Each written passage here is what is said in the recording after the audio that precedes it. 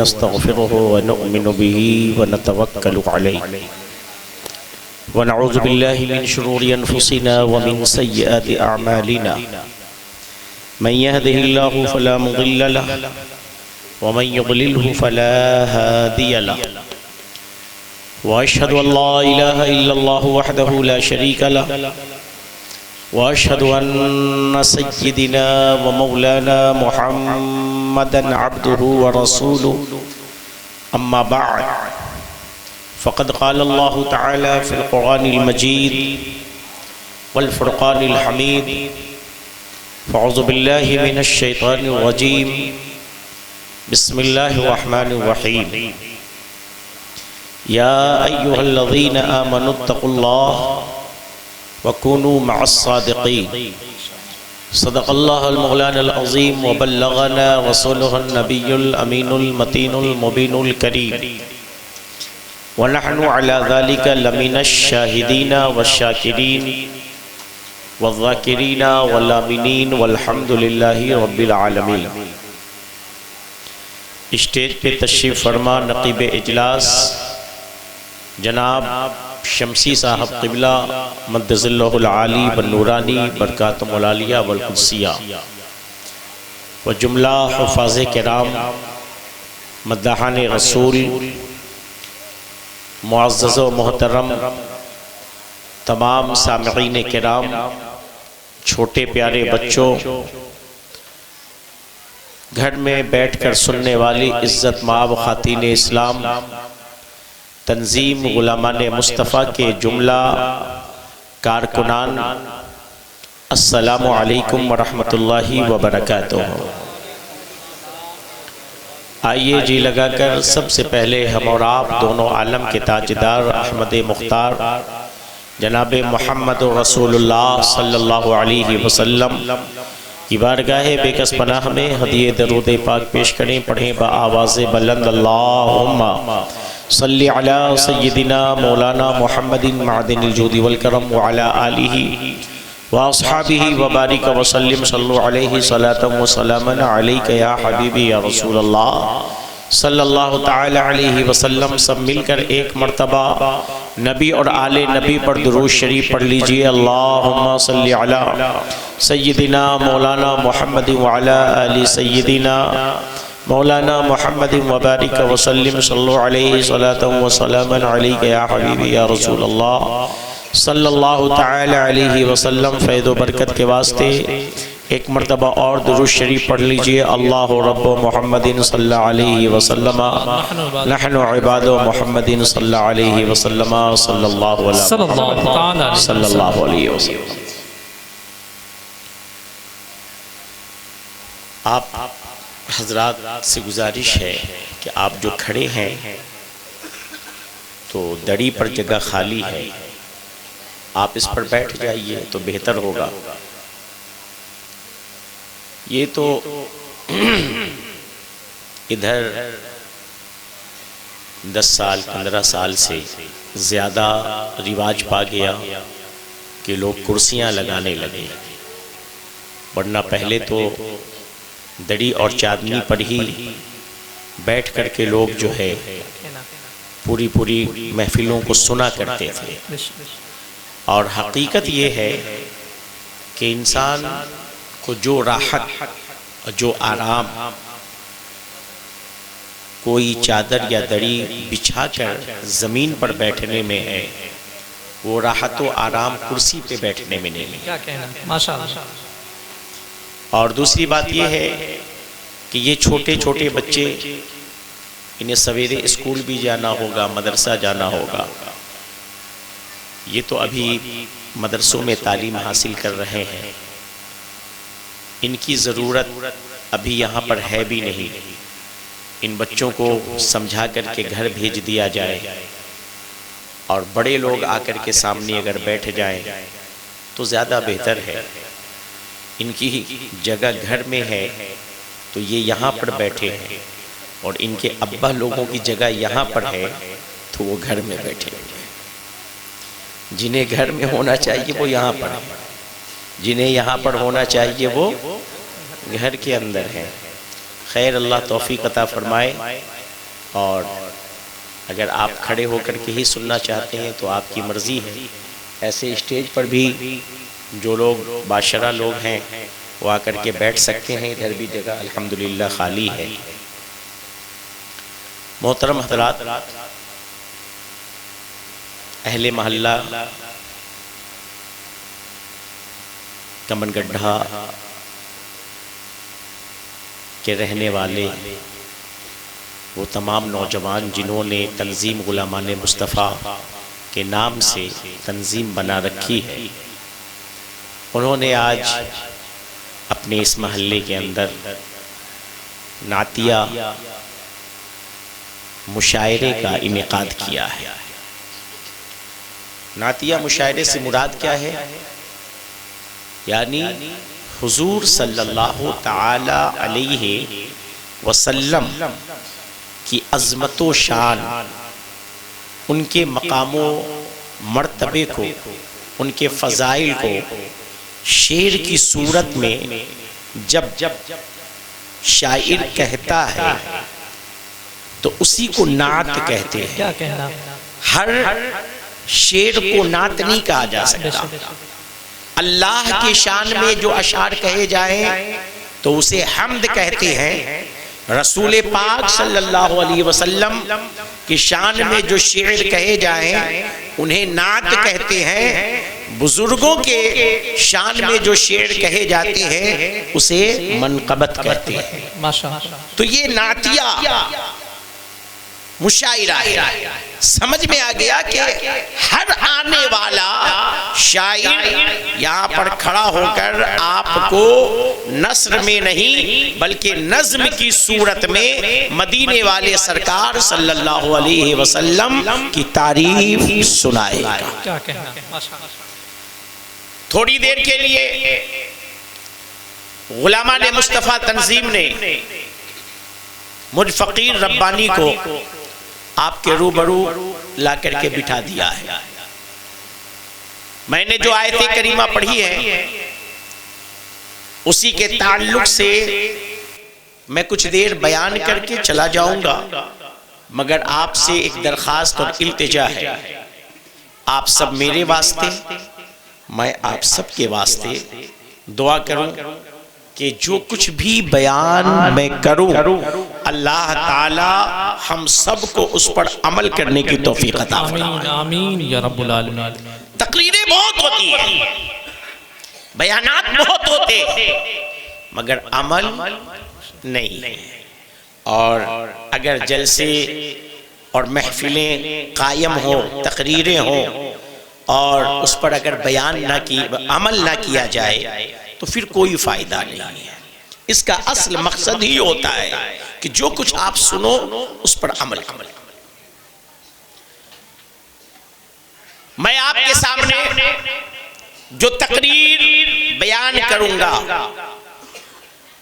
زبان میری ہوگی، مگر وہ تقریر آج سے 800 برس پہلے اجمیر کی دھرتی پر اپنے مرید و معتقدین محبین کے درمیان میں سرکار غریب نواز نے فرمائی تھی. ان کے خلیفہ حضرت سیدنا بختیار کاکی رحمت اللہ تعالی علیہ نے ان تمام باتوں کو اپنی کتاب میں جگہ دی اور فرمایا کہ میرے پیر و مرشد نے یہ کہا ہے. چونکہ یہ مہینہ ربیع الاخر شریف کا مہینہ ہے اور اس مہینے کی نسبت پیروں کے پیر، میروں کے میر، روشن ضمیر، محبوب سبحانی، قطب ربانی، شہباز لامکانی، غوث السمدانی، حضور سیدنا شیخ محی الدین عبد القادر جیلانی غوث العالم رضی اللہ تعالی عنہ کی ذات بابرکات کے ساتھ ہے. حضرت سرکار بڑے پیر اس ولی کامل کا نام ہے جو ولیوں کے ولی ہیں، تاجدار اولیاء ہیں. تمام ولیوں کی گردن پر اگر کسی کا قدم ہے تو وہ بغداد والے سرکار غوث آدم کا قدم ہے. زندہ باد. ماشاءاللہ. یہ انہی کا مہینہ چل رہا ہے اور ہر طرف انہی کے نام کے پروگرام چل رہے ہیں. یہ یہ الگ بات ہے کہ آپ کا پروگرام جشن عید میلاد النبی صلی اللہ علیہ وسلم کے نام سے ہے، تو چونکہ سردار اولیاء کا مہینہ ہے تو میں تقریر بھی ایک ولی کی ہی آپ کو سنا کر کے جاؤں گا۔ حضرت سیدنا بختیار کاکی رحمت اللہ تعالی علیہ ارشاد فرماتے ہیں، میرے پیر و مرشد حضور سیدی سرکار عطا رسول سیدنا غریب نواز رحمت اللہ تعالی علیہ ارشاد فرماتے ہیں، اے لوگو پانچ چیزیں ایسی ہیں جن کا دیکھنا، پانچ چیزیں ایسی ہیں جن کا دیکھنا عبادت ہے۔ سبحان اللہ۔ پانچ چیزیں ایسی ہیں جن کا دیکھنا عبادت ہے، یعنی صرف اپنی نگاہوں سے اس چیز کو دیکھ لو۔ غریب نواز سرکار فرماتے ہیں اس کو دیکھ لینا ہی تمہارا عبادت میں شمار کر دیا جائے گا۔ اب میں یہ وعدہ نہیں کر سکتا کہ وہ پانچ چیزیں میں مکمل بیان کر پاؤں گا کہ نہیں کر پاؤں گا، جتنی باتیں بیان ہو جائیں گی بیان کر دوں گا، اس لیے کہ پانچوں بات پر اگر میں تفصیلی گفتگو کر دوں تو ایک ایک بات پر کم سے کم 1 گھنٹہ تو الحمدللہ مجھ جیسا کم علم بیان کر ہی سکتا ہے۔ تو اب 5 باتوں کے لیے کیا گھنٹے چاہیے؟ 5 گھنٹے چاہیے۔ تو یہ غلامان مصطفیٰ نے جو سارے ناطقہ حضرات کو بلایا ہے وہ کب پڑھیں گے؟ کیا وہ کل سورج نکلنے کے بعد پڑھیں گے؟ یہ لوگ کہیں گے کہ بھائی کس کو بلا لیا ہے، وہ تو صاحب کیا وقت اکیلے ہی جو ہے لے لیا۔ تو خیر میں نے پہلی کہہ دیا 5 باتیں بیان نہیں ہو سکتی ہیں، جتنی بیان ہو جائے اتنی سن لو۔ سرکار غریب نواز فرماتے ہیں 5 چیزیں جن کا دیکھنا عبادت ہے۔ فرمایا پہلی چیز جس کا دیکھنا عبادت ہے، پہلی چیز جس کا دیکھنا عبادت ہے وہ ہے تمہارے ماں باپ کا چہرہ۔ پہلی چیز جس کا دیکھنا عبادت ہے وہ کیا چیز فرمایا؟ بولو کیا فرمایا؟ ماں باپ کا چہرہ۔ غریب نواز فرماتے ہیں ماں باپ کا چہرہ وہ ہے کہ جسے دیکھ لو تو دیکھنا بھی عبادت ہے۔ اور رسول پاک صلی اللہ علیہ وسلم ارشاد فرماتے ہیں، میرے آقا کریم کا فرمان ہے، جس نے اپنے ماں باپ کے چہرے کو ایک مرتبہ محبت کی نگاہ سے دیکھ لیا، اللہ تعالی اسے ایک حج مقبول کا ثواب عطا فرمائے۔ واہ واہ سبحان اللہ۔ چہرہ وہ چہرہ ہے۔ نبی فرماتے ہیں ایک مرتبہ اگر کوئی محبت سے اپنے والدین کا چہرہ دیکھے، اللہ تبارک و تعالی اسے حج مقبول کا ثواب عطا فرماتا ہے۔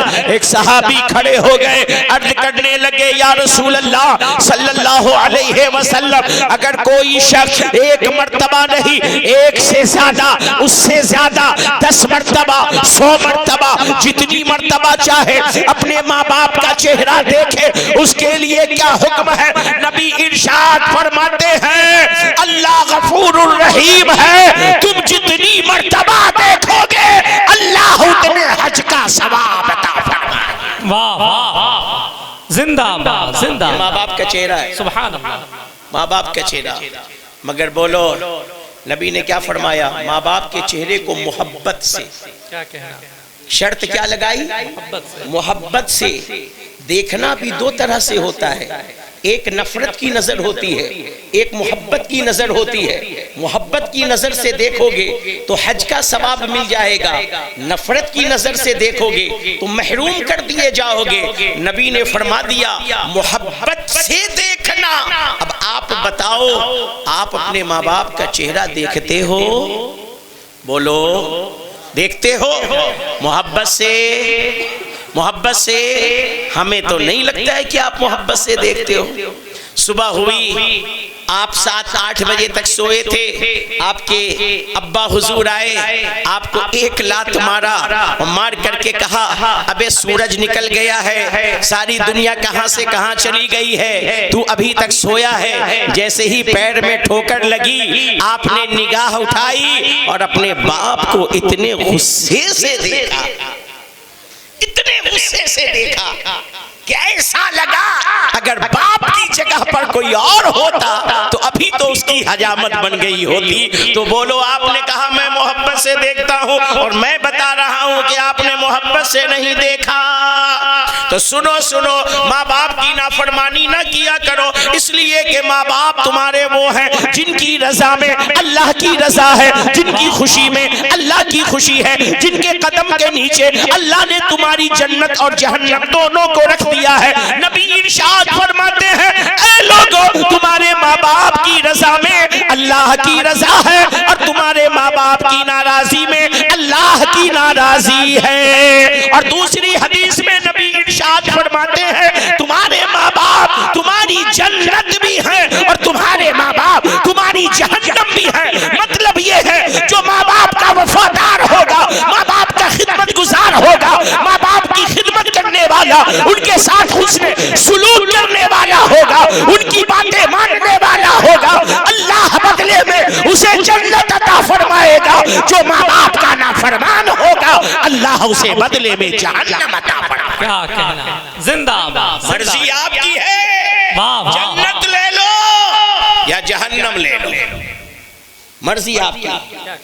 ماں باپ آپ کی جنت بھی ہے، اور ماں باپ آپ کی جہنم بھی ہے، اور ماں باپ کی رضا میں اللہ کی رضا ہے، اور ماں باپ کی ناراضی میں اللہ کی ناراضی ہے. اور سنو، جو ماں باپ کا نافرمان ہوتا ہے نا، اسے موت بھی اچھی نصیب نہیں ہوتی ہے. سنو، اہل سنت و جماعت کا یہ عقیدہ ہے. جماعت صحابہ وہ جماعت ہے کہ دنیا کے اندر کوئی ولی کتنے بھی بڑے مقام کا ہو جائے، کتنی بھی عبادت کر لے، ایک ادنا صحابی کے پیر کے نیچے جو مٹی لگ جائے، ادنا صحابی کے پیر کے نیچے جو مٹی لگ جائے، وہ مٹی بھی اس ولی سے افضل اور بہتر. یہ عقیدہ اہل سنت و جماعت. ولی کے پیر میں جو صحابی کے پیر میں جو گرد و غبار لگ جائے، وہ ولی کے مقام سے بھی وہ گرد و غبار کیا ہے؟ افضل ہے. اب آپ کو میں یہاں پر ایک بہت بڑے امام کا قول بتا دیتا ہوں، جو امام اعظم ابو حنیفہ کے شاگرد ہیں، جن کا نام ہے حضرت عبداللہ ابن مبارک. امام اعظم کے شاگرد، ان سے کسی نے پوچھا یہ بتائیے کہ حضرت امیر معاویہ رضی اللہ تعالیٰ عنہ صحابی رسول ہیں، کہ حضرت امیر معاویہ رضی اللہ تعالیٰ عنہ کا مقام و مرتبہ بلند ہے یا حضرت عمر بن عبدالعزیز ان کا مقام بلند ہے؟ امیر معاویہ رضی اللہ تعالیٰ عنہ صحابی ہیں، حضرت عمر بن عبدالعزیز یہ تابعی ہے، اور اسلام کے سب سے پہلے مجدد ہیں. اسلام کے سب سے پہلے مجدد ہیں. نبی فرماتے ہیں ہر صدی پر ایک مجدد ہوگا جو میرے سنتوں کو، جسے لوگ جو ہے بھول جائیں گے، چھوڑ دیں گے، اسے زندہ کرے گا. اسلام کے اندر جو نئی باتیں کوئی پیدا کر دے گا، ان سب سے وہ جو ہے مذہب اسلام کو صاف اور پاک کر دے گا. سب سے پہلے مجدد کا نام ہے عمر بن عبدالعزیز رحمت اللہ تعالی علیہ. تو پوچھنے والے نے عبداللہ ابن مبارک سے پوچھا، اے عبداللہ ابن مبارک یہ بتائیے، میں صحابی کا مقام بتا رہا ہوں آپ کو، کہ حضرت امیر معاویہ افضل ہیں یا حضرت عمر بن عبدالعزیز عزیز افضل ہیں، عبداللہ ابن مبارک حضرت امام اعظم ابو حنیفہ کے شاگرد ہیں، کیا جواب دیتے ہیں؟ ارشاد فرماتے ہیں سنو، حضرت امیر معاویہ رضی اللہ تعالی عنہ جو نبی کے ساتھ جنگوں میں شریک ہوئے اور جس گھوڑے پر امیر معاویہ بیٹھے اس گھوڑے کے ناک کے اندر جو گرد و غبار لگے اور وہ گرد و غبار اس گھوڑے کے ناک میں جا کر ریت بن گئی، سنو اس گھوڑے کے وہ گھوڑے کی ریت بھی ہزاروں عمر بن عبدالعزیز سے بڑھ کر کے یہ مقام ہے صحابی کا، یہ مقام ہے صحابی کا۔ صحابی جس گھوڑے پر بیٹھ جائے اس کی ناک میں جو گرد و غبار جا کر ریٹھ بن جائے وہ ریٹھ بھی ہزاروں عمر بن عبدالعزیز سے افضل ہے۔ یہ کس نے جواب دیا؟ عبداللہ ابن مبارک نے۔ بتانے کا مقصد یہ ہے کہ صحابی بڑے مرتبے والا ہوتا ہے، کیونکہ صحابی عمل سے نہیں بنتا، صحابی نگاہ مصطفیٰ سے بنا کرتا ہے۔ صحابی عمل سے نہیں بنتا ہے، صحابی عمل سے نہیں بنتا ہے۔ ایک صحابی نبی کے بارگاہ میں آئے، 11 بجے آیا، کلمہ پڑھا، ظہر کی نماز ہے 1 بجے، 11 بجے آیا، کلمہ پڑھا، گھر کے لیے نکلا، اعلان ہو گیا چلو راہ جہاد میں، تلوار اٹھائی جہاد میں چلا گیا، دشمنوں سے لڑا اور اسی وقت جام شہادت پی لیا۔ ایک وقت کی نماز نہیں پڑھی اس نے، ایک روزہ نہیں رکھا، حج نہیں کیا، کیونکہ حج تو ذی الحجہ کے مہینے میں آوے گا، روزہ رمضان کے مہینے میں آوے گا، اور زکاة دینے کے لیے اس کے مال پر سال لگنا شرط ہے، تو مال پر سال لگا نہیں، حج کا مہینہ آیا نہیں، زکاة اس پر فرض ہوئی نہیں، رمضان کا مہینہ پایا نہیں، 11 بجے کلمہ پڑھا، 12 بجے انتقال کر گیا۔ 11 بجے کلمہ پڑھا، 12 بجے انتقال کر گیا۔ ایک بھی نماز نہیں پڑھی اس نے، ایک بھی روزہ نہیں رکھا اس نے، نہ زکاة نہ صدقہ نہ خیرات، کچھ نہیں۔ مگر پوچھو علماء دین سے، 11 بجے نبی کی بارگاہ میں کلمہ پڑھنے والا 1 گھنٹے میں انتقال کر گیا، اس کا مقام زیادہ ہے یا غوث اعظم کا مقام زیادہ ہے، غریب نواز کا مقام زیادہ ہے؟ علماء جواب دیں گے نادان، تو مقام غوث اعظم اور مقام غریب نواز پوچھ رہا ہے کہ یہ صحابی سے افضل ہے یا 1 گھنٹے والا صحابی افضل ہے؟ ارے سن، اس 1 گھنٹے کے صحابی کے قدم میں جو مٹی لگ گئی وہ مٹی بھی غوث اعظم سے افضل ہے، وہ مٹی بھی غریب نواز سے افضل ہے۔ تمہیں پتا چلا صحابی عمل سے نہیں بنتا، صحابی نگاہ مصطفیٰ سے بنا، سبحان اللہ، نگاہ مصطفیٰ سے صحابی بنتا ہے۔ زندہ باد، زندہ باد۔ تو صحابی کا مرتبہ آپ ان تمام قول سے سمجھ گئے۔ اب آؤ، ایک صحابی ہے جن کا نام ہے حضرت علقمہ رضی اللہ تعالی، حضرت علقمہ بیمار ہے، بستر پر ہے، جاکنی کے عالم میں چلے گئے۔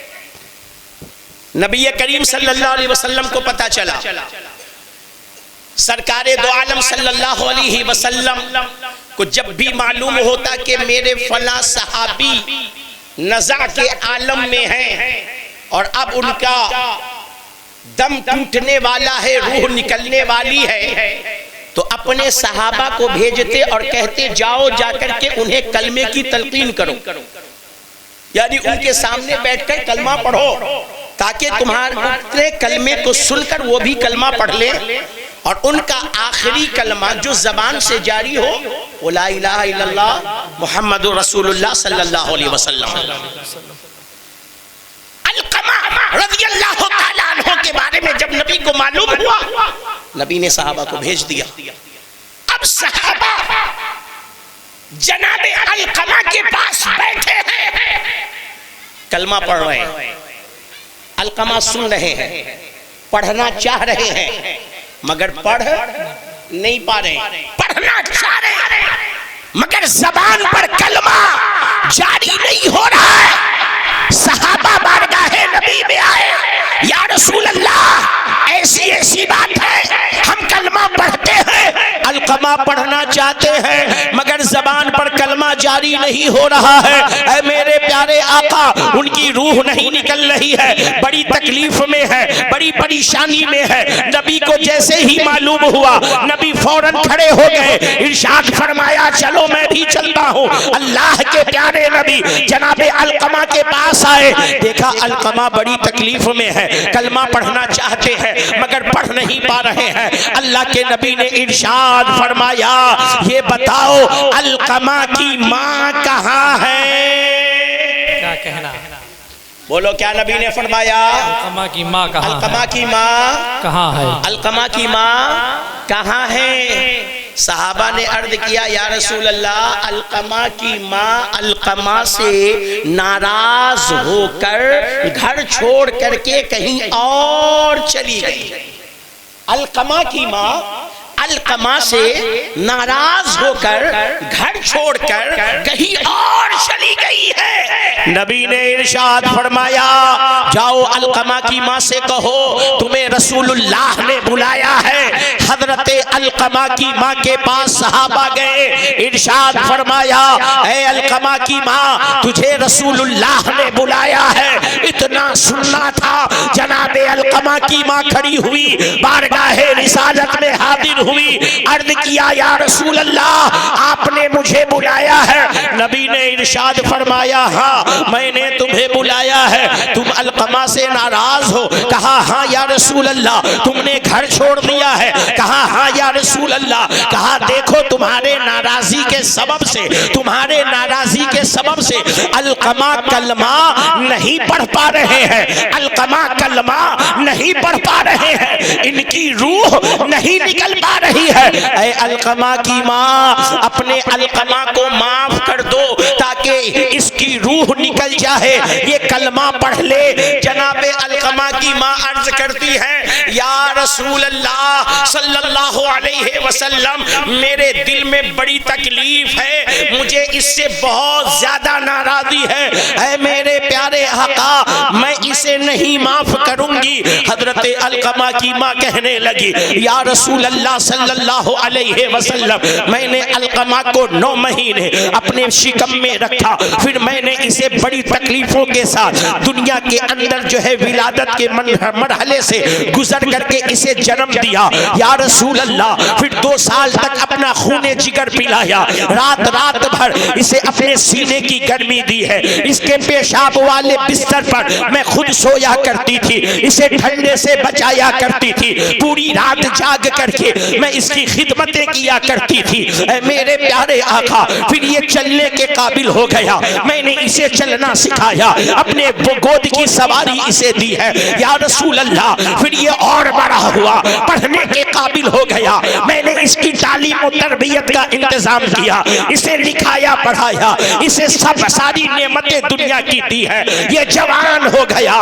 اے میرے پیارے آقا جب یہ جوان ہوا، جیسے سارے ماں کی تمنا ہوتی ہے بیٹا جوان ہو گیا ہے، اب کوئی دلہن لاؤں، چاند جیسی کوئی اس کے لیے بیوی لاؤں، میری بھی محبتوں نے اور میری بھی دل کے آرزوؤں نے اور تمناؤں نے جو ہے انگڑائیاں لینا شروع کی۔ میں نے بھی گلی گلی محلے محلے جا کر گھر گھر میں لڑکیوں کو دیکھا، کئی لڑکیوں کو دیکھنے کے بعد میں نے اس کے لیے ایک حسین و جمیل لڑکی کا انتخاب کیا، اور انتخاب کرنے کے بعد اس کا نکاح کروا دیا۔ مگر یا رسول اللہ جب سے اس کی شادی ہوئی ہے، اس کی بیوی آئی ہے، اے میرے پیارے آقا یہ میری باتیں نہیں سنتا ہے، اپنے بیوی کی بات کو سنتا ہے، میری باتوں کو نیچے کر دیتا ہے، میرے باتوں سے اوپر اپنے بیوی کی باتوں کو رکھتا ہے۔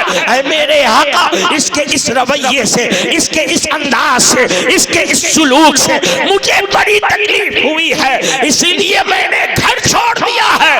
اے میرے پیارے آقا میرے دل میں سے اتنی زیادہ تکلیف ہے کہ میں اسے معاف نہیں کر سکتے.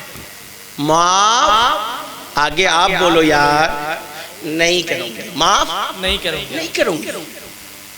اللہ کے پیارے نبی صلی اللہ علیہ وسلم نے جب دیکھا واقعی ماں کے دل میں بڑی تکلیف ہے. اور بتاؤ جناب علقمہ کی ماں نے جتنی باتیں کہی ہیں وہ ساری مصیبتیں ہم سب کے لیے، ہم سب کی بھی مائیں اٹھاتی ہیں کہ نہیں اٹھاتی؟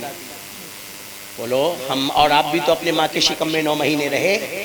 ہمیں بھی تو ماں نے بڑی تکلیفوں سے جنا. ہمیں بھی تو ماں نے 2 سال اپنا خون جگر پلایا دودھ کی شکل میں. ہمارے لیے بھی تو ہماری ماں نے رات رات بھر اپنے سینے کی گرمی دی ہے، رات رات بھر جاگ کر کے ہماری خدمتیں کی ہیں. ہمیں چلنا سکھایا، ہمیں بولنا سکھایا، ہمیں اچھے طریقے سکھائے. ہمارے لیے جو ہے مدرسے کے اندر جا کر کے تعلیم حاصل کرنے کا انتظام کیا. اور اس خدمت میں ہمارے صرف ہماری ماں نہیں، ساتھ میں ہمارے والد بھی شریک رہے. انہوں نے کما کر کے لا کر کے دیا. ماں نے گھر میں ان پیسوں سے ہمارے لیے نعمتیں بنا کر کے ہمیں کھلایا پلایا. باپ نے ہمارے لیے باہر محنتیں کی، گھر میں ماں نے ہمارے لیے محنت کی. اور تو حضرت علقمہ کی ماں نے جتنی باتیں کہیں وہ ساری باتیں ہماری اور آپ کی ماں بھی ہمارے اور آپ کے لیے کرتی ہیں، ہمارے باپ بھی ہمارے اور آپ کے لیے کرتے ہیں.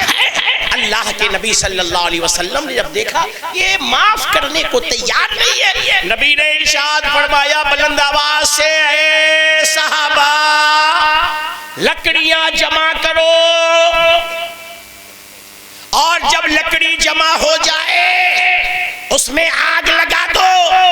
علقمہ کی روح نکل نہیں رہی ہے، علقمہ بڑی تکلیف میں ہے. جب آگ جلنے لگے تو علقمہ کو اٹھا کر اسی آگ میں ڈال دو تاکہ علقمہ جل کر کے ختم ہو جائے. اتنا سننا تھا کہ وہی ماں جو ابھی بارگاہ رسالت میں کہہ رہی تھی یا رسول اللہ میں معاف نہیں کروں گی، بڑی تکلیف ہے، تڑپ گئی، کہنے لگی یا رسول اللہ یہ کیا ارشاد فرما رہے ہیں؟ میرے علقمہ کو میری نگاہ کے سامنے آپ آگ میں جلائیں گے. نبی نے ارشاد فرمایا تو معاف کر نہیں رہی ہے، اس کی روح نکل نہیں رہی ہے، یہ بڑی مصیبتوں میں ہے. اس کی مصیبت سے چھٹکارا دلانے کا یہی ایک طریقہ ہے، اسے آگ میں جلا کر ختم کر دیا جائے. کہنے لگی یا رسول اللہ جس علقمہ کو میں نے 9 مہینے پیٹ میں رکھا ہے، جسے میں نے 2 سال اپنا دودھ پلایا ہے، جس کی میں نے بڑی پرورش کی ہے، جس کے لیے میں نے بڑی بڑی قربانیاں دی ہے، اے میرے پیارے آقا آپ میرے بیٹے، میرے جگر کے ٹکڑے، میرے نور نظر، میرے علقمہ کو میری نگاہوں کے سامنے آگ میں جلائیں گے. یا رسول اللہ ایسا کیسے ہو سکتا ہے؟ نبی نے ارشاد فرمایا اے علقمہ کی ماں تو معاف کرتی نہیں ہے، اس کی روح نکلتی نہیں ہے، اور تیرے ناراضی کے سبب جب کل قیامت میں اللہ تعالی اسے جہنم کی آگ میں جلائے گا، اسے جہنم میں ڈالے گا، تب تو کیسے دیکھے گی؟ اتنا سننا تھا. علقمہ کی ماں نے کہا یا رسول اللہ میں نے اپنے علقمہ کو معاف کر دیا.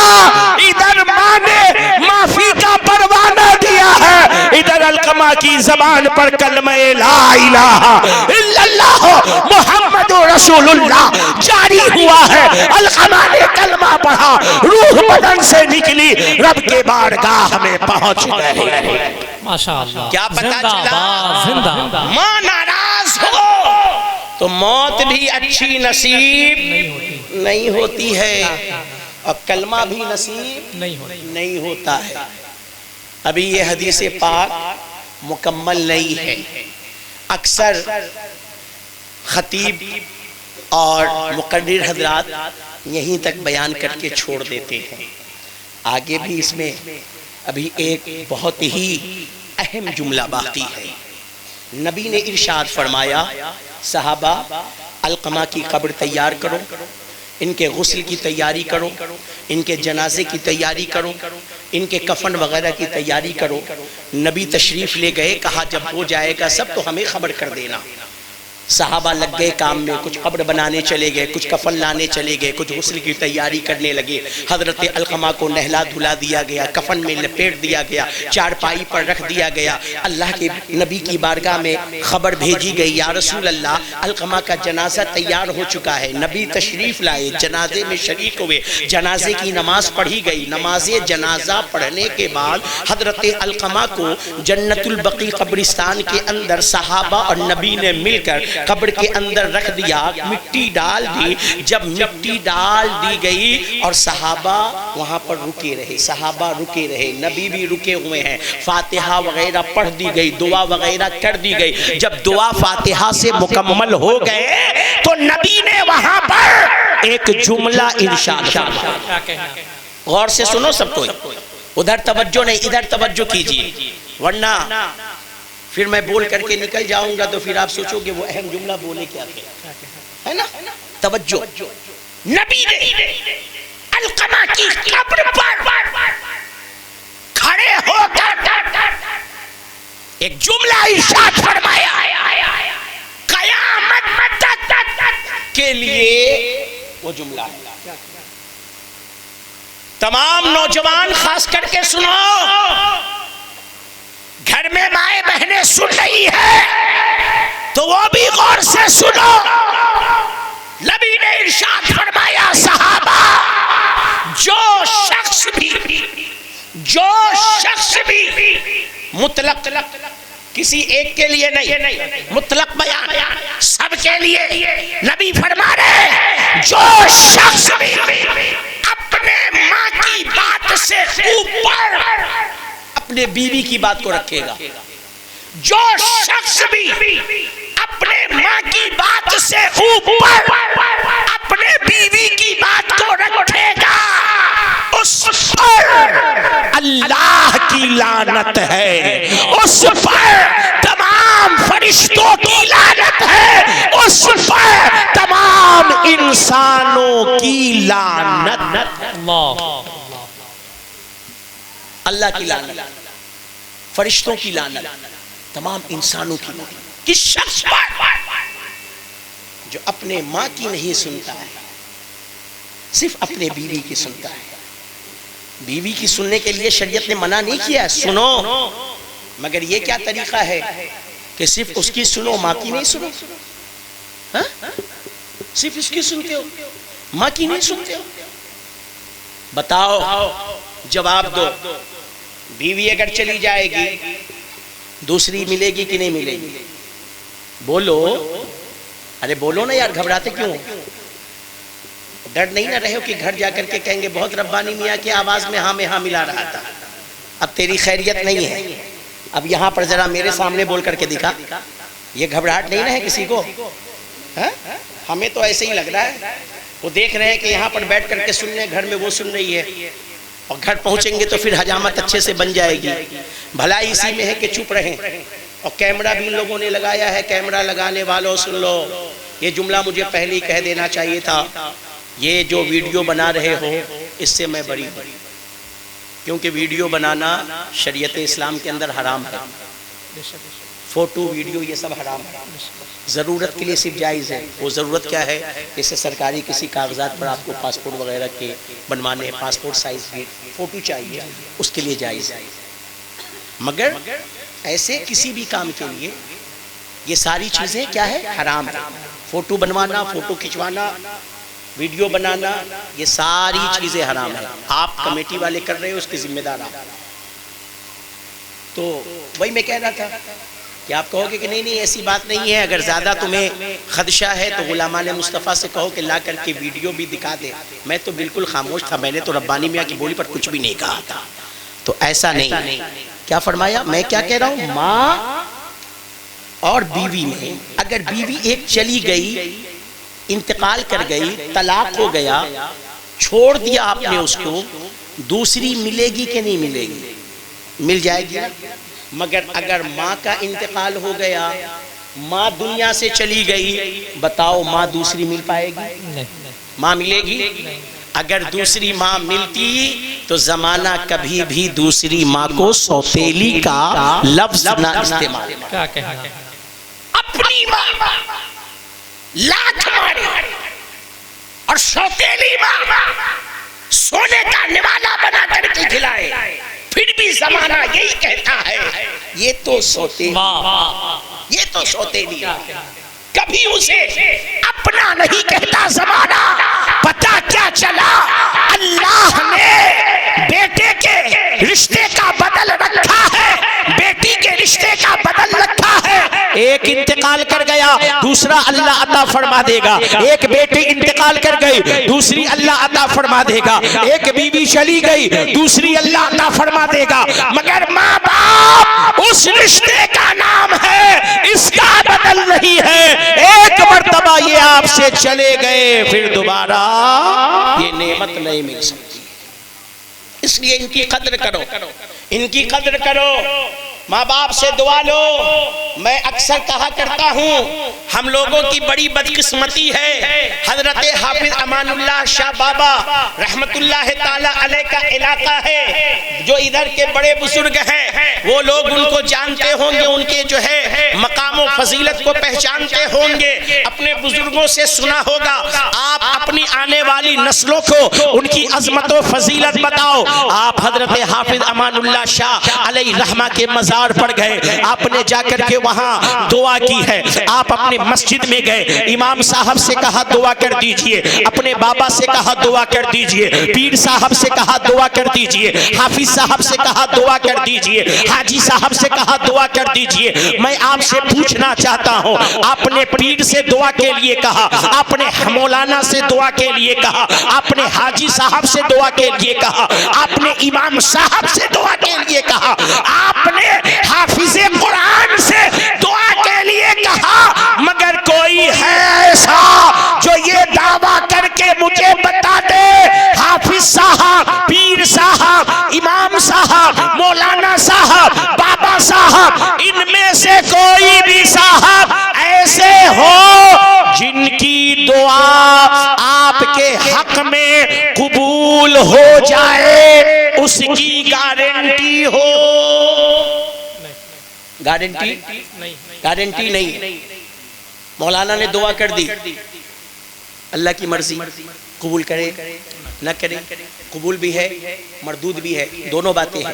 حافظ صاحب کی دعا میں بھی، حاجی صاحب کی دعا میں بھی، مولانا صاحب کی دعا میں بھی، بابا صاحب کی دعا میں بھی، پیر صاحب کی دعا میں بھی قبول بھی ہو سکتی ہے، رد بھی ہو سکتی ہے۔ مگر سنو، تمہارے ماں باپ وہ ہیں، اگر وہ آپ کے لیے دعا کریں تو اللہ اسے قبول ہی کرتا ہے، رد نہیں کرتا۔ آپ کہو گے ربانی میاں آپ نے سب کی دعاؤں کے بارے میں یہ کہا، ماں باپ کی دعا کے بارے میں کیسے یہ کہہ رہے ہیں؟ ان کی دعا کبھی رد نہیں ہوتی، یہ میں نہیں کہہ رہا، یہ مدینے والے سرکار کا فرمان ہے۔ نبی ارشاد فرماتے ہیں ماں باپ کی دعا اولاد کے حق میں اللہ کبھی بھی رد نہیں کرتا۔ بولو، جس دعا کی گارنٹی رسول اللہ عطا فرما دے، جس دعا کی گارنٹی رسول اللہ عطا فرما دے، بولو وہ دعا کبھی رد ہو سکتی ہے؟ وہ دعا کبھی رد ہو سکتی ہے؟ نہیں رد ہو سکتی ہے۔ تو ابھی آپ نے کیا دیکھا؟ ماں باپ ناراض ہو جائے تو انسان کی روح نہیں نکلتی، کلمہ نہیں پڑھاتا۔ یہ صحابی تھے جن کے قدم کہ دھول بھی ہمارے سر کے تاج ہے۔ جب ان کا یہ عالم ہے تو ہم جیسے گنہگار اگر اپنے ماں باپ کو ستائیں گے تو ہمارا اور آپ کا کیا ہوگا؟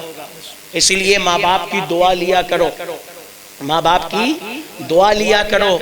جن کا میں نے نام لیا سب سے دعا کرواؤ، منع نہیں ہے، کیونکہ حدیث شریف میں ہے کہ دعا کروانا چاہیے لوگوں سے۔ حاجی صاحب سے دعا کروانے کا حکم ہے، نیک لوگوں سے دعا کروانا چاہیے، آپ ان سب سے دعا کرواؤ۔ مگر اپنے ماں باپ سے بھی دعا کروایا کرو، ان سے بھی کہا کرو میرے حق میں دعا کرو، میرے لیے اللہ سے دعا کرو. وہ دعا کر دیں گے انشاءاللہ اللہ تعالیٰ ان کی دعا کی برکتوں سے آپ کی مصیبتوں کو دور فرما دے گا. اور سنو ماں باپ کا مقام کیا ہے، ماں باپ کی دعا میں برکت کتنی ہے. سرکار سیدی غریب نواز معین الدین حسن سنجری اجمیری رحمت اللہ علیہ یہ بتانے کے بعد کہ ماں باپ کے چہرے کو دیکھنا عبادت ہے، ایک واقعہ نقل کرتے ہیں اور ارشاد فرماتے ہیں سنو. ایک شخص تھا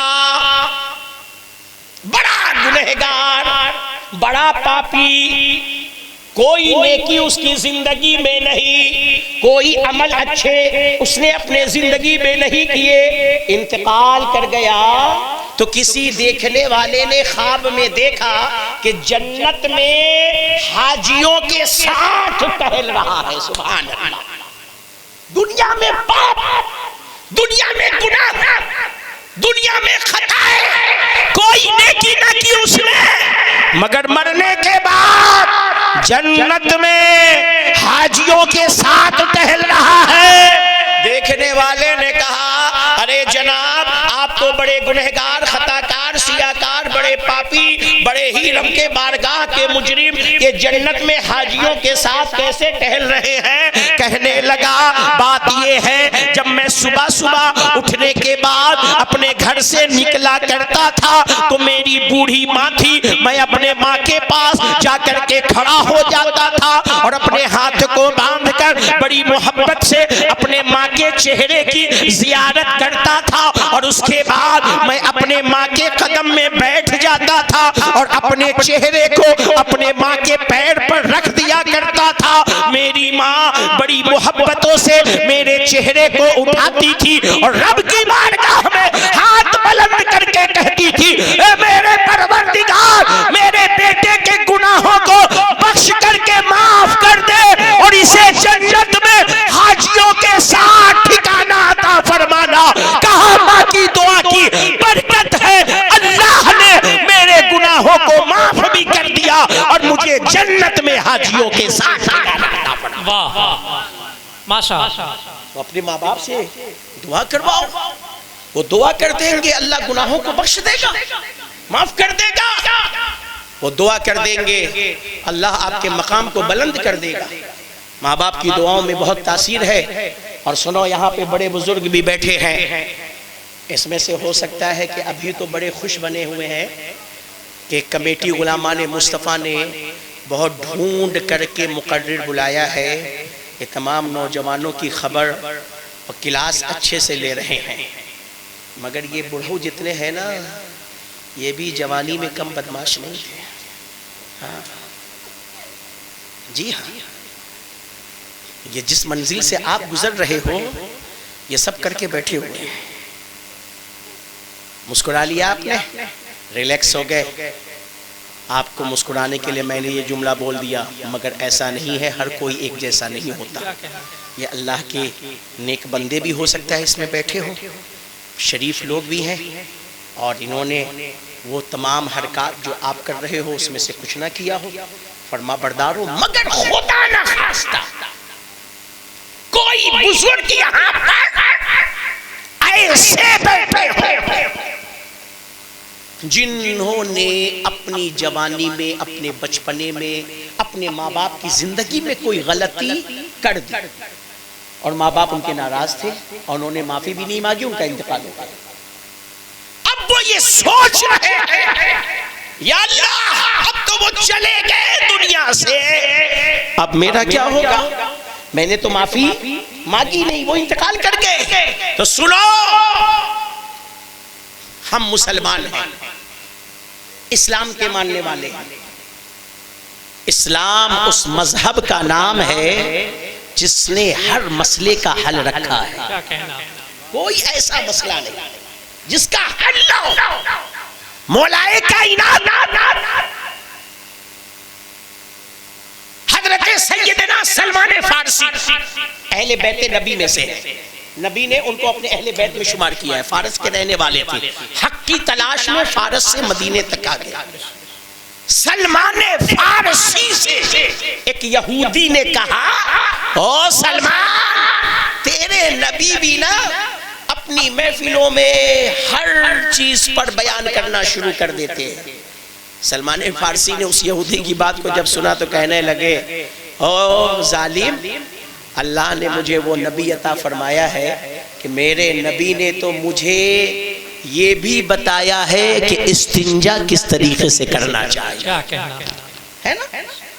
دوسرے مذہب کے اندر یہ چیزیں آپ کو نہیں ملیں گی، مگر ہمارے مذہب اسلام کے اندر ہمیں یہ بھی طریقہ بتایا گیا، استنجا میں جانا ہے پہلے کون سا قدم رکھنا ہے، نکلنا ہے تو پہلے کون سا قدم باہر نکالنا ہے، جانے سے پہلے کیا دعا پڑھنی ہے، نکلنے کے بعد کون سی دعا پڑھنی ہے، جب تمہیں بیٹھنا ہے تو کیسے بیٹھنا ہے، کتنے کپڑے کھولنے ہیں، جب تمہیں پاکی حاصل کرنی ہے تو کس ہاتھ سے پاکی حاصل کرنی ہے، اس ہاتھ کی کتنی انگلیوں کا تمہیں استعمال کرنا ہے، یہ ساری چیزیں اپنے ماننے والے کو اگر کسی مذہب نے بتایا ہے تو وہ مذہب اسلام ہے۔ پتہ یہ چلا کہ اسلام اس مذہب کا نام ہے جس میں ہر مسئلے کا حل رکھا گیا، ہر مسئلے کا حل ہے، تو گھبرانے کی ضرورت نہیں۔ اگر کسی نے اپنے ماں باپ کے ساتھ برا سلوک کیا ہے، انہیں ستایا، انہیں مارا، انہیں گالیاں دی ہے، ان کے ساتھ جو ہے اچھے برتاؤ نہیں کیے، ان کا انتقال ہو گیا، معافی نہ مانگ سکا، نبی ارشاد فرماتے ہیں اگر کسی نے ماں باپ کی نافرمانی کی، معافی نہ مانگ سکا، ماں باپ دنیا سے چلے گئے، اب وہ یہ چاہتا ہے اللہ میرا نام نافرمانوں کی فہرست سے نکال کر فرما بردار کی فہرست میں ڈال دے، تو اس شخص کو چاہیے کہ اپنے ماں باپ کے لیے کثرت کے ساتھ دعائے مغفرت کیا کرے۔ ماں باپ سبحان اللہ، سبحان اللہ، ماں باپ کے لیے کثرت کے ساتھ دعائے مغفرت کرو گے، اللہ تعالیٰ آپ کا نام نافرمانوں سے نکال کر کے نبی فرماتے ہیں فرما بردار میں ڈال دیا جائے گا۔ اور ایک آخری جملہ اس پر بول کر کے میں دوسری بات پر آ جاؤں، اگر ایک ہی روپیے میں 3 آدمی کا فائدہ ہو جائے اور آپ کو کچھ نہ کرنا پڑے تو آپ وہ فائدہ کرنا چاہو گے کہ نہیں کرنا چاہو گے؟ کرنا چاہو گے نا؟ صرف نیت کرنی ہے، صرف نیت کرنی ہے۔ آپ گھر سے نکلے کہیں جانے کے لیے، راستے میں ایک فقیر آ کر کے کھڑا ہو، ہاتھ پھیلا دیا اللہ کے نام پر کچھ دے دو، آپ نے جیب میں ہاتھ ڈالا، 10 روپے نکالے، اس کے ہاتھ میں دے دیا، آگے چلے گئے۔ بولو ثواب کس کو ملا؟ آپ کو ملا نا؟ ثواب کس کو ملا؟ آپ کو ملا۔ کیوں آپ کو ملا؟ 10 روپے آپ نے دیے اسے، 10 روپے آپ نے اسے دیے، آپ کو ثواب ملا۔ میں آپ کو ایک طریقہ دے کر کے جا رہا ہوں، ایک نسخہ دے کر کے جا رہا ہوں، جب بھی آپ سے کوئی سوال کرے اور آپ اسے 10 روپے 20 روپے 2 عطا کرو، اس کے ہاتھ پہ ڈالو، یا کسی بھی غریب کے گھر میں کھانا بھیجو کھانا کھلانے کے لیے، تو جب اسے کھانا دو، اسے پیسہ دو، تو یہ نیت کر لیا کرو اے اللہ اس کا ثواب میرے ماں باپ کو عطا فرما، اللہ تعالیٰ آپ کے ماں باپ کو بھی ثواب عطا کرے گا اور آپ کو بھی ثواب عطا کرے گا۔ نہ آپ کے ثواب میں سے کمی ہوگی نہ ان کے ثواب میں سے کمی ہوگی، کیونکہ رب کی بارگاہ میں حصہ لگا کر کے نہیں دیا جاتا ہے، وہاں سب کو برابر عطا کیا جاتا ہے۔ 10 روپے اگر کسی نے کسی فقیر کو دیا اور نیت کر لی اے اللہ اس کا ثواب میرے ماں باپ کو بھی عطا فرما، تو اللہ اتنا ثواب جتنا آپ کے ماں باپ کو دے گا اتنا ہی اللہ آپ کو بھی دے گا، اور جتنا آپ کو دے گا اتنا ہی الگ الگ آپ کے ماں باپ کو بھی دے گا۔ اور اس کے لیے ضروری نہیں ہے کہ ماں باپ دنیا سے انتقال کر چکے ہوں، وہی یہ نیت کرے، جس کے زندہ ہے وہ بھی نیت کر سکتا ہے، جس کے دنیا سے جا چکے ہیں وہ بھی نیت کر سکتا ہے۔ جی ہاں، آپ یہاں بیٹھے ہو اور آپ کے نام سے کوئی مکہ شریف میں جا کر کے خانہ کعبہ کا طواف کر لے تو بولو وہ طواف آپ کو کا ثواب ملتا ہے کہ نہیں ملتا ہے؟ لوگ ہندوستان میں ہوتے ہیں، ان کے نام کا عمرہ، ان کے نام کا جو ہے حج بدل کیا جاتا ہے کہ نہیں کیا جاتا ہے؟ زندوں کی طرف سے بھی آدمی کر دیتا ہے، جو دنیا سے چلے جاتے ہیں ان کی طرف سے بھی کر دیتا ہے، ثواب ملتا ہے کہ نہیں ملتا ہے؟ تو اگر ہم کسی کو کچھ دیں اور ہم یہ نیت کر لیں کہ اللہ ہمارے ماں باپ کو بھی اس کا ثواب عطا فرما دے، تو اتنا کرنے میں کیا ہمارا جاتا ہے؟ ہمارا بھی فائدہ، ماں باپ کا بھی فائدہ۔ تو سرکار غریب نواز نے کیا فرمایا؟ ماں باپ کے چہرے کو دیکھنا کیا ہے؟ عبادت ہے۔ کیا ہے بولو؟ عبادت ہے، عبادت ہے۔ اب دوسری بات سنو، سرکار غریب نواز نے ارشاد فرمایا پہلی چیز جسے دیکھنا عبادت ہے وہ ہے تمہارے ماں باپ کا چہرہ، اور دوسری چیز بتا دوں، بولو بتا دوں، ارے بولو نا یار، بتا دو تو پہلے درود شریف پڑھ کر کے سنا دو، اللہم صلی علی سیدنا مولانا محمد وعلی آل سیدنا مولانا محمد بارک وسلم صلو علیہ صلاۃ و سلام علیک یا حبیبی یا رسول اللہ صلی اللہ علیہ وسلم۔ دوسری چیز جس کا دیکھنا عبادت، سرکار غریب نواز فرماتے ہیں وہ ہے اللہ کا کلام قرآن مجید۔ سبحان اللہ، سبحان اللہ۔ اللہ کا کلام، اللہ کا کلام قرآن مجید، اس کا دیکھنا کیا ہے؟ دیکھنا کیا ہے؟ صرف دیکھنے کی بات ہو رہی ہے، پڑھنے کی بات نہیں ہے۔ اور سوچو کہ جب صرف دیکھنا عبادت، اگر کوئی اللہ کے کلام کی تلاوت کرے تو اس کے ثواب کا عالم کیا ہوگا؟ صرف دیکھنا عبادت، قرآن مجید اس کتاب کا نام ہے، دیکھو عبادت، سنو عبادت، چومو عبادت، کسی کو پڑھاؤ عبادت، پڑھو عبادت، سینے سے لگا لو عبادت۔ یہ کسی اور کتاب کو یہ فضیلت حاصل نہیں ہے، یہ اللہ کے کلام قرآن مجید کو یہ فضیلت حاصل ہے۔ پڑھ کوئی اور رہا ہے، آپ سن رہے ہو، آپ کو بھی اللہ عبادت کا ثواب عطا کر رہا ہے۔ آپ نے اٹھا کر کے چوم لیا، آپ کو اللہ تعالیٰ ثواب عطا فرمائے گا۔ قرآن کو دیکھ لیا، اللہ ثواب عطا فرمائے گا۔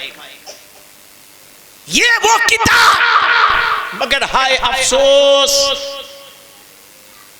کہ جس نبی کے ہم ماننے والے ہیں اور جس نبی کے نام کی ہم نے یہ محفل سجائی ہے، اس نبی پر غار حرا میں سب سے پہلی آیت نازل ہو رہی ہے، اقرا بسم ربک الذی خلق۔ جس نبی پر اللہ اقرا کی آیت نازل کر رہا ہے، جس میں تعلیم کا حکم ہو رہا ہے، پڑھنے کا حکم ہو رہا ہے، اسی نبی کے غلام کا آج عالم یہ ہے کہ اسے قرآن پڑھنے نہیں آتا۔ ٹائم یہ ابھی جن کو جو پڑھ کر کے نہیں پڑھتی ان کی بات ابھی نہیں کر رہا، ابھی تو اسی محفل کے اندر اتنے لوگ بیٹھے ہیں، آپ گنتی کروا لو، آدھے نکل جائیں گے ایسے جنہیں قرآن پڑھنے ہی نہیں آتا ہے، انہوں نے قرآن کی تعلیم حاصل ہی نہیں کی ہے۔ اور اگر اس کو دیکھنا ہے نا تو کسی کی میت جب ہو جاتی ہے اور فاتحہ بیٹھتی ہے مسجد میں تو جا کر کے دیکھ لو، 10 قرآن پڑھنے والے بیٹھے ہوتے ہیں تو 20 لوگ تسبیح لے کر کے بیٹھے ہوتے ہیں۔ کیوں تسبیح لے کے بیٹھا ہے؟ کہا ہمیں قرآن پڑھنے نہیں آتا ہے۔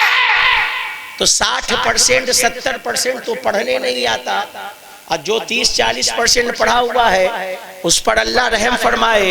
یہ علاقے میں گھر گھر میں بیٹھ کر کے رٹو طوطا کی طرح رٹانے والی مولانیوں پر اللہ کرم کرے, انہیں سمجھ عطا فرمائے کہ انہوں نے رٹو طوطا کی طرح پڑھا کر کے نہ عین ادا, نہ الف ادا, نہ حمزہ ادا, نہ ہا ادا, نہ خا ادا, نہ تا ادا, نہ سین ادا, نہ سین ادا, نہ صاد ادا, نہ تا کی فرق, نہ تا کی تمیز, اسے کچھ پتا ہی نہیں. جیسے تا پڑھتا ہے ویسے ہی تا پڑھتا ہے, جیسے سا پڑھتا ہے ویسے ہی سین پڑھتا ہے, ویسے ہی شین بھی پڑھتا ہے, ویسے ہی صاد بھی پڑھتا ہے, جیسے ہا پڑھتا ہے ویسے ہی ہا بھی پڑھتا ہے, جیسے عین پڑھتا ہے ویسے ہی الف بھی پڑھتا. پتہ ہی نہیں چلتا یہ الف بول رہا ہے کہ عین بول رہا ہے. عین کو بھی الف کی طرح بولے, ہا کو بھی ہا کی طرح بولے, شین کو بھی سین کی طرح بولے, صاد کو بھی سین کی طرح بولے, سا کو بھی سین کی طرح بولے, تا کو بھی تا کی طرح بولے. پتہ یہ چلا اس کا پڑھنا بھی اس کے لیے باعث ثواب نہیں بلکہ باعث گناہ بنا.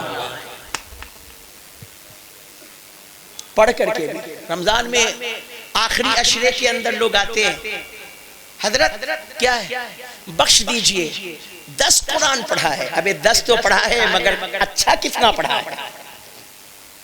10 تو پڑھا ہے, اچھا کتنا پڑھا ہے؟ تو اپنے بچوں کو تعلیم قرآن سے آراستہ پیاستہ کرو اور قرآن اس سے پڑھواؤ جس کو خود اچھا قرآن پڑھنے آتا. واہ ماشاءاللہ, اچھا قرآن پڑھنے آتا, ورنہ پڑھ کر کے بھی وہ ثواب نہیں پا سکتا, گناہ. اس کی نماز بھی نہیں ہو سکتی ہے, اس کی نماز بھی نہیں ہو سکتی, اس لیے کہ حرف کی ادائیگی نہ ہونے کی بنیاد پر معنی میں فساد پیدا ہو جائے گا, اور جب معنی میں فساد پیدا ہو گیا تو پھر نماز نہیں ہوگی. اس لیے قرآن کی تعلیم اپنے بچوں کو دلواؤ اور کسی اچھے حافظ قرآن اور قاری قرآن سے دلواؤ, تاکہ بچہ آپ کا جو بھی پڑھے اچھا پڑھے, صحیح پڑھے, مخرج کی ادائیگی کے ساتھ تلاوت قرآن وہ کرے. اب سنو قرآن کا ادب, قرآن کا ادب یہ کتنی اہم چیز ہے, اور قرآن کا ادب کرنے سے کیا ملتا ہے. آپ نے ایک بہت بڑے بادشاہ کا نام سنا ہوگا جس کا نام ہے محمود غزنوی. حضرت سیدنا سرکار ابو الحسن خرقانی رحمت اللہ تعالی علیہ کے وہ مرید تھے. ہندوستان کی سرزمین پر بھی آئے, یہاں بھی انہوں نے بہت سارے فتوحات حاصل کیے. تو حضرت محمود غزنوی بادشاہ کا جب انتقال ہو گیا, محمود غزنوی بادشاہ کا جب انتقال ہو گیا, یہ بھی واقعہ حضرت سرکار غریب نواز نے اپنے مریدوں کو بتایا. جب محمود غزنوی کا انتقال ہو گیا, کسی نے خواب میں دیکھا, کہا اے محمود اللہ نے تیرے ساتھ کیا معاملہ کیا؟ کہا میری مغفرت فرما دی, مجھے بخش دیا. کہا کون سے عمل پر تیری بخشش و مغفرت ہوئی ہے؟ محمود غزنوی کہنے لگا ایک مرتبہ میں اپنے کمرے میں سویا ہوا تھا, میری نگاہ پڑی کہ کمرے میں قرآن شریف رکھا ہوا ہے, میرے دل سے آواز آئی اے محمود جس کمرے میں اللہ کا کلام قرآن مجید ہو کیا اس میں تو سوئے؟ یہ تو ادب کے خلاف ہے. محمود غزنوی اپنے آپ سے بات کر رہا ہے, کیا کہ جس کمرے میں اللہ کا کلام ہے تو اس میں سو رہا ہے, یہ تو ادب کے خلاف ہے. اب مسئلہ بھی سن لو, ورنہ صبح صبح ایک ایسی محلے میں بوال مچ جائے گا. او غلامان مصطفیٰ کمیٹی والو, یہ کس کو بلا لیا تھا؟ ہم 4 بھائی ہیں, 4 ہی کمرے ہیں, اسی میں نہانا, اسی میں کھانا, اسی میں سونا. اب ہم سونے کہاں جائیں کیونکہ ہمارے کمرے میں بھی قرآن شریف ہے. اور مولانا نے ربانی میاں نے تو بیان کیا کہ محمود غزنوی جس کمرے میں سویا تھا اس نے کہا کہ جس کمرے میں قرآن اس میں تو سو رہا ہے. تو سنو مسئلہ سن لو, مسئلہ یہ ہے کہ جس کمرے میں قرآن مجید ہے اس میں آدمی سو بھی سکتا ہے, بیٹھ بھی سکتا ہے, کھا بھی سکتا ہے, اپنے گھر کے جو بھی کام ہے سب کر سکتا ہے، بس شرط یہ ہے کہ اللہ کا کلام قرآن اونچائی پر۔ ٹھیک، یہ کیا ہے؟ مسئلہ فتویٰ، جس کمرے میں قرآن، اس میں کھاؤ بھی، سو بھی، بیٹھو بھی، لیٹو بھی، اپنے گھر کے جو آپ کے کام ہیں وہ سب کرو، بس کرنا کیا ہے؟ قرآن سامنے نہ رکھے، قرآن کو اوپر پہ رکھو، قرآن کو بلندی پر رکھو۔ یہ ہے فتویٰ، یہ ہے مسئلہ۔ اور محمود غزنوی نے جو یہ کہا کہ جس کمرے میں قرآن اس میں تو سوئے، یہ فتویٰ نہیں ہے، یہ ہے تقویٰ۔ کیا کہنا، یہ ہے تقویٰ۔ تقویٰ کچھ اور ہوتا ہے، فتویٰ کچھ اور ہوتا ہے۔ حضرت امام اعظم ابو حنیفہ رحمت اللہ علیہ دریا کے کنارے بیٹھ کر اپنے کپڑے کو دھل رہے تھے، ایک بچہ یا ایک شخص وہاں پر آیا، آ کر کے کہنے لگا امام صاحب آپ کا فتویٰ ہے کہ درہم کے برابر اگر جو ہے نجاست غلیظہ لگ جائے تو بغیر دھلے بھی پڑھ سکتے ہیں، درہم یا اس سے کم نجاست غلیظہ لگ جائے تو بغیر دھلے بھی نماز پڑھ سکتے ہیں، تو پھر یہ کیا کر رہے ہیں، آپ کیوں دھل رہے ہیں؟ امام اعظم نے کہا سنو، وہ جو میں نے کہا ہے وہ میرا فتویٰ ہے، اور جو میں دھل رہا ہوں یہ میرا تقویٰ ہے۔ زندہ باد، زندہ باد، بغیر دھلے پڑھ سکتا ہے، ماشاءاللہ، دھل کر کے پڑھے۔ تو فتوے اور تقوی میں فرق ہوتا ہے۔ اللہ والے جو ہوتے ہیں نا وہ فتووں پر نہیں، وہ تقوی پر عمل کیا کرتے ہیں، اور جو ظاہر والے جو ہوتے ہیں وہ فتوے پر عمل کرتے ہیں۔ محمود غزنوی چونکہ ایک اللہ کے بہت بڑے ولی کا مرید تھا، ان کی نگاہ فیض یافتہ تھا، دل سے آواز آئی جس کمرے میں تو سو رہا ہے اس میں اللہ کا کلام۔ محمود غزنوی اٹھا کر کے قرآن مجید کو دوسرے کمرے میں رکھ دیا، آ کر کے پھر اپنے بستر پر سو گیا۔ اب محمود غزنوی کے دل سے پھر آواز آ رہی ہے، محمود تو نے یہ کیا کیا؟ تو نے قرآن کو اٹھا کر کے دوسرے کمرے میں رکھ دیا۔ ارے یہ بھی تو ہو سکتا تھا کہ قرآن اپنی جگہ پر رہتا اور تو اپنی جگہ کو بدلتا، تو دوسرے کمرے میں جا کر کے سوتا۔ محمود غزنوی اٹھا، قرآن کو لا کر پھر پہلی جگہ پر رکھا، خود دوسرے کمرے میں جا کر کے سویا۔ محمود کہتا ہے یہی میری ادا، یہی میرا قرآن کا ادب اللہ کو اتنا پسند آ گیا کہ اللہ نے میری بخشش و مغفرت فرما۔ اس لیے اے لوگو قرآن کا ادب کرو، قرآن کی تلاوت کرو، قرآن کو پڑھو۔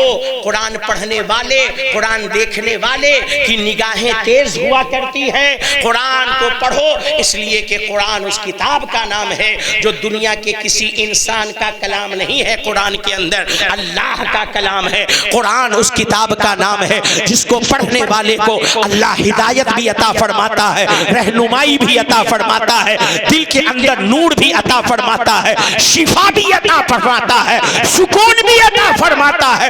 قرآن اس کتاب کا نام ہے کہ جو قرآن کو پڑھے گا اس پر عمل کرے گا، اللہ تعالیٰ کی بارگاہ میں اللہ کا کلام اس کی شفاعت کروا کے اسے جنت میں داخل۔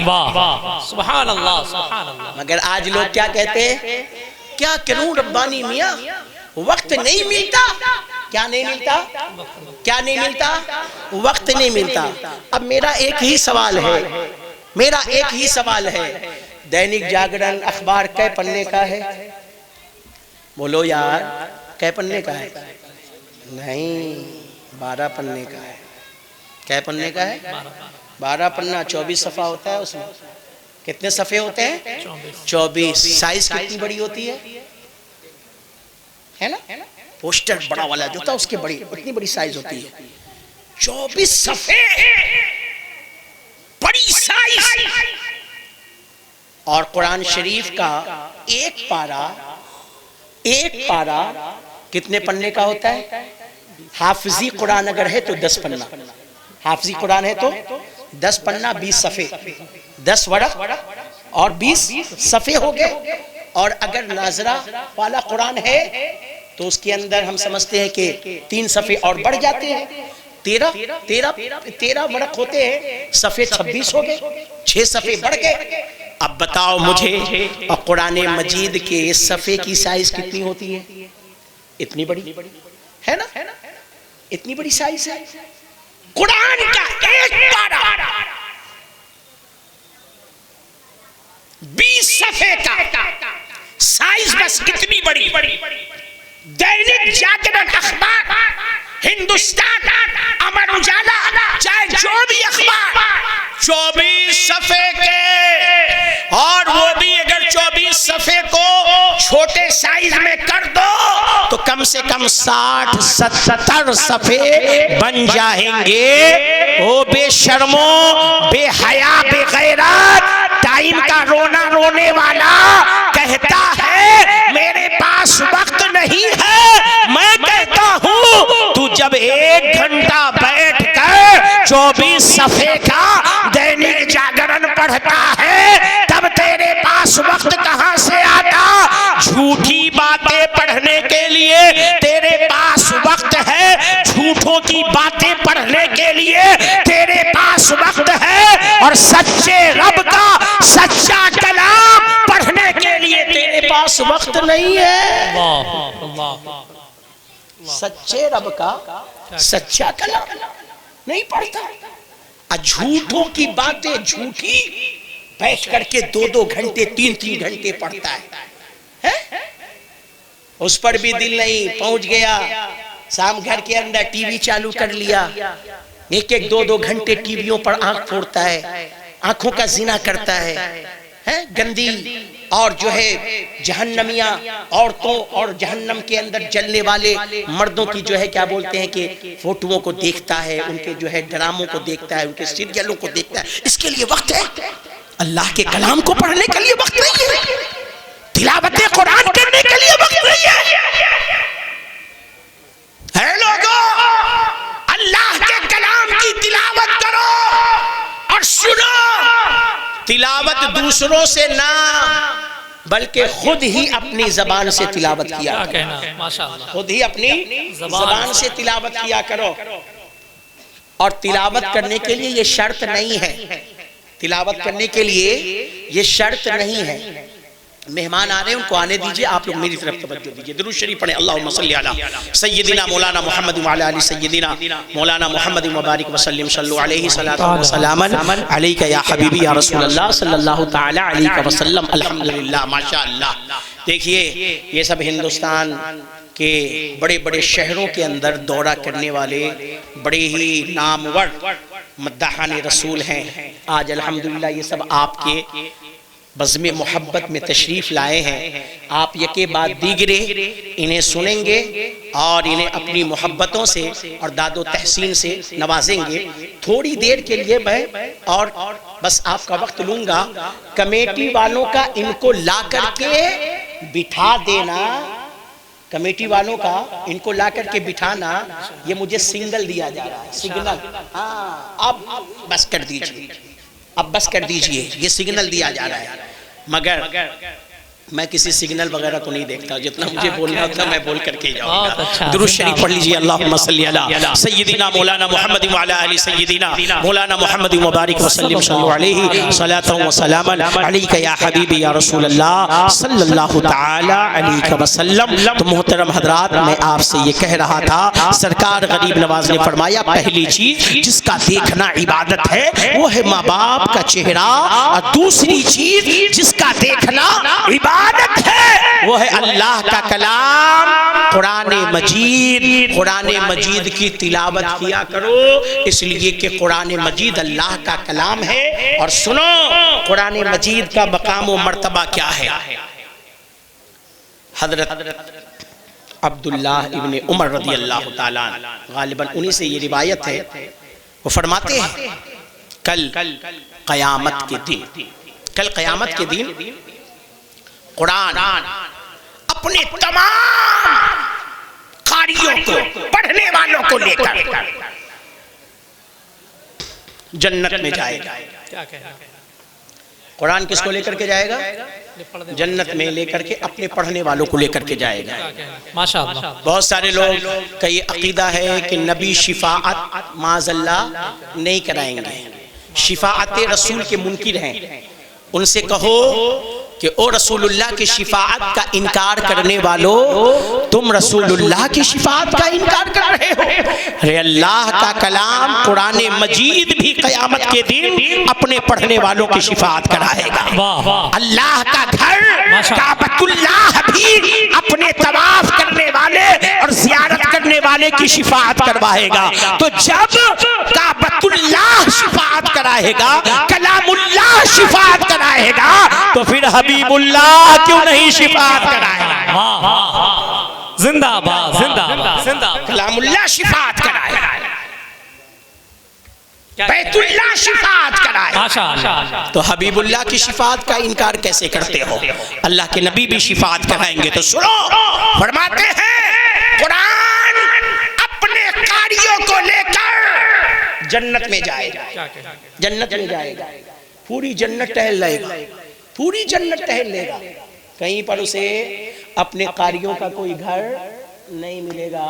وہ مایوس ہو کر کے واپس آئے گا، داروغہ جنت رضوان سے کہے گا مجھے اپنے قاریوں کا گھر نہیں مل رہا ہے، میں واپس جا رہا ہوں۔ رضوان جنت کہے گا کیوں واپس جا رہے ہو؟ کہا کوئی گھر نہیں ملا۔ فرمایا کہ رضوان جنت کہے گا یہ بتا یہ تیرے ساتھ کون ہے؟ یہ تیرے ساتھ کون ہے؟ کہا یہ میرے قاری ہیں، یہ مجھے پڑھنے والے ہیں۔ تو فرمایا سن، یہ تیرے ساتھ تیرے قاری ہیں اور ان کی ملکیت میں جنت ساری ہے۔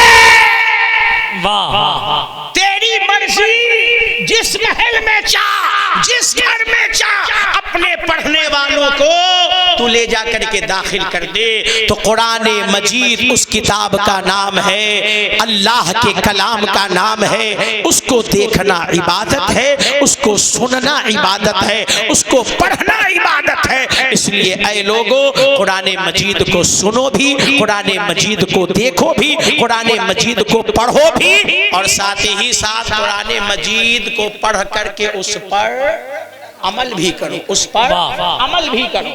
اگر قرآن مجید کو صرف پڑھے اور عمل نہ کرے تو پھر ہماری زندگی کیا ہے؟ دیکھو آپ اپنے جو لوگ جہاں پہ کھڑے وہاں پہ کھڑے رہنے دو، یہ کمیٹی والے ماحول کو افراتفری کر رہے ہیں۔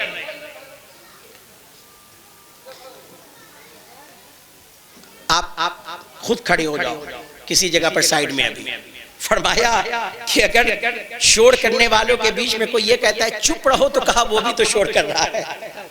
اچھا اشارہ، زندہ باد۔ شور کرنے والوں کے بیچ میں اگر کوئی یہ کہتا ہے کہ چپ رہو، تو کہا وہ بھی تو شور ہی کر رہا ہے۔ اس لیے چاہیے کہ ہم نہ کہہ کر کے کسی کو کہ چپ رہو، خود ہی چپ ہو جائے۔ تو سب کوئی چپ ہو جائے گا تو محفل شانت ہو جائے گی، وہ اس کو چپ کرائے گا، وہ اس کو چپ کرائے، تو سب چپ کرانے والا شور کے اندر شامل ہو جائے گا۔ تو یہ مداحان رسول آ چکے ہیں، بس میں اپنی باتوں کو ختم کروں گا اور یہ کہہ کر کے آپ کے پاس سے گزروں گا کہ میں نے 2 باتیں آپ کو بتائی ہیں، انشاءاللہ 3 باتیں پھر کبھی اور بتا دوں گا۔ ماں باپ کا ادب آپ کو کرنا ہے، اور تلاوت قرآن مجید کی عادت ڈالیے، اور جاتے جاتے ایک آخری بات یہ کہوں گا کہ نماز پنجگانہ، کیا کہنا؟ نماز پنجگانہ کو اس کی وقت پر ادا کیجیے، اس کے وقت پر ادا کیجیے۔ یہ محفل نعت جو آپ نے سجائی ہے یہ نفل عمل ہے، اور جو فجر کی نماز ہوگی ابھی وہ کیا ہے؟ فرض ہے۔ وہ کیا ہے؟ فرض ہے۔ آج ہمارا حال کیا ہے؟ ہم نے نفلوں کو پکڑ لیا اور فرض کو چھوڑ دیا، فرض کو چھوڑ دیا۔ پہلے فرض، اس کے بعد نفل ہے۔ اگر میں ابھی یہاں پر ہاتھ اٹھوا دوں نا تو کتنے بے عزت ہو جاؤ گے۔ کیا کہنا؟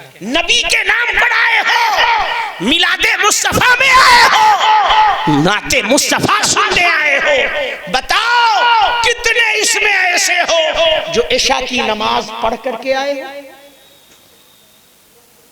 کتنے؟ ابھی ہاتھ اٹھوا دوں تو 10-20% ہی لوگ ہوں گے جو نماز پڑھ کر کے آئے، اب باقی سب بے نمازی بیٹھے ہوئے، بے نمازی بیٹھے ہوئے۔ آیا ہے نبی کے محفل میں عشاء پڑھ کر آیا نہیں، اور فجر جا کر کے پڑھنے کا ارادہ ہے نہیں، تو پھر جب ہم ایسی محفلوں میں آ کر کے بھی نمازی نہ بن سکے تو کیا پتا چلا کہ ہم یہاں دل کے کان سے سننے کے لیے نہیں آتے ہیں، ہم یہاں صرف اپنے مزاج کا چسکا لینے کے لیے آتے ہیں۔ آج جلسوں کے اندر لوگ مزہ لینے آتے ہیں، چسکا لینے آتے ہیں، عمل کی نیت سے نہیں آتے۔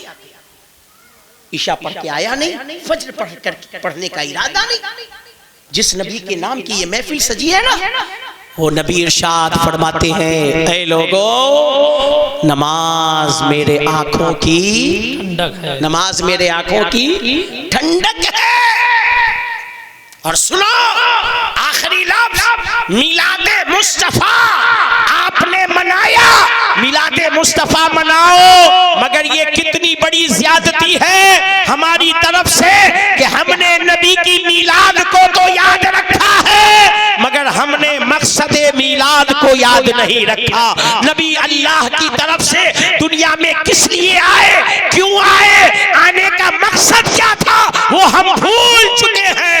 اس لیے میں کہوں گا میلاد مصطفیٰ بھی یاد رکھو اور مقصد میلاد مصطفیٰ بھی یاد رکھو۔ نبی آئے دنیا میں کس لیے، نبی کو اللہ نے بھیجا کس لیے؟ اپنے اخلاق کو درست کیجئے، اپنے اخلاق کو اعلیٰ بنائیے، اپنے پیشانی کو مسجدوں میں لے جا کر کے رب کی بارگاہ میں جھکائیے، سجدے کیجئے، اللہ کا ذکر کیجئے، نبی کی نعت بھی سنیے، اپنی زندگی کو مسلمان والی سچی پکی اچھی زندگی بنائیے، اسلامی رنگ میں اپنے آپ کو رنگیے۔ یہ نہیں کہ آدھا کوا اور آدھا بٹیر برکن کی زندگی گزار رہا ہے۔ نماز بھی پڑھ لیتا ہے، بعض لوگوں کا حال ہے نماز بھی پڑھتے ہیں، فلم بھی دیکھتے ہیں، نعت بھی سنتے ہیں، گانا بھی سنتے ہیں، رات بھر نعت سنے گا، سویرے میں جا کر کے اپنے گھر میں گانا سنے گا۔ ارے تو جتنا رات بھر تو نے نعت سنا وہ سب تو تیرا ضائع ہو گیا، وہ سب برباد ہو گیا۔ یہ وہی نہ ہوا آدھا کوا آدھا بٹے، بولو نعت بھی سنتا ہے، گانا بھی سنتا ہے، نعت مصطفیٰ بھی سنتا ہے، اور طوائفوں کی کنجڑیوں کی جو ہے آوازوں کو بھی سنتا ہے، میں نبی کے محفل میں بھی آتا ہے اور سیدھی ماں گھر میں بھی جاتا ہے، نماز بھی پڑھتا ہے اور ٹی وی بھی دیکھتا ہے، قرآن بھی پڑھتا ہے اور اپنی زبان سے گالی بھی بکتا ہے۔ ایسا مسلمان نہ بن، اپنے آپ کو سچا پکا مسلمان بنا، اللہ سے ڈر، اللہ کا خوف پیدا کر، سچوں کے ساتھ ہو جا۔